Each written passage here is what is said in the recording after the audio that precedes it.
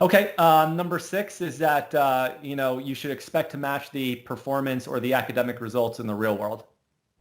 Yeah, and academic results are really important. They're the basis for a lot of the things we do, but it's also important to understand the difference between what goes on in an academic environment and what goes on in the real world. And so the first one would be academic results are typically done on a long-short basis. So Hmm. what they'll do with a specific factor is, let's use value as an example. If I'm constructing an academic test in value, what I'll do is I'll buy the 10% of stocks that are cheapest according to value, and then I will short the 10% that are the most expensive.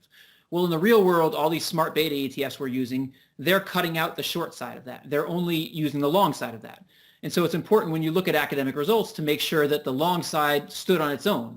So if you have a test where most of the results came from shorting the expensive stocks, then trying to build a strategy where I'm only long the cheapest stocks is not going to work, because I'm losing the excess return that came along with shorting the expensive stocks. And with the major factors, this works out fine. Value works as a long-only factor. Momentum works as a long-only factor. But it's just important when you're looking at the testing to understand that most of these tests are long-short, and in the real world, we're mostly doing long-only. In addition to that, there's some other things in these academic tests you have to keep in mind. One is, a lot of times small and illiquid stocks can be in these academic tests, and if a lot of the results came from those small and illiquid stocks, you have to be careful about using it in the real world where you can't buy those small and illiquid stocks. And also transaction costs. In academic testing, they have to try to estimate transaction costs. And in the real world, we have real transaction costs. And so at times it can work both ways. Sometimes they overestimate them, sometimes they underestimate them. But it's just important to understand that these academic studies don't have real world transaction costs in them.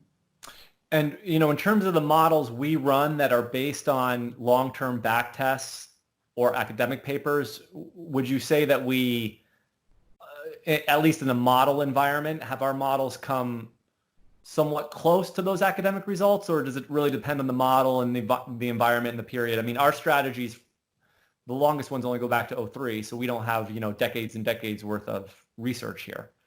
Well, the first thing is the ones that were long short in the academic paper, obviously our results are going to be the than the academic results just because we're not long short. Right. And so those we're not going to match. And then the other thing that's important is the period that you measure these in is really important. And so right now we're looking at a period, we've been running these for say 15 years.